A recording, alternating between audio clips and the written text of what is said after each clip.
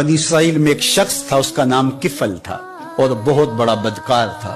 हर रात कोई नई खातून उसके घर की जीनत बनती। एक दिन एक खातून को 60 दीनार देके वो अपने घर ले आया। जब बदी पे आमादा हो गया तो उस खातून का वजूद कांपने लगा, उसका बदन थरथराने लगा। किफल ने कहा कि क्या माजरा है?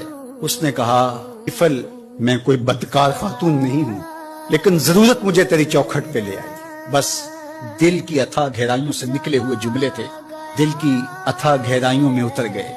किफल पीछे हट गया। मेरे और आपके आका मौला फरमाते हैं कि किफल का उसी रात इंतकाल हो गया। लोग जब सुबह गए तो किफल के दरवाजे पे लिखा हुआ था, इन्नल्लाह कद गफरा लिकिफल, अल्लाह ने किफल को माफ कर दिया। गुनाह को तर्क करने वाला, इरादे से बाज आ जाने वाला अल्लाह को कितना महबूब होता है।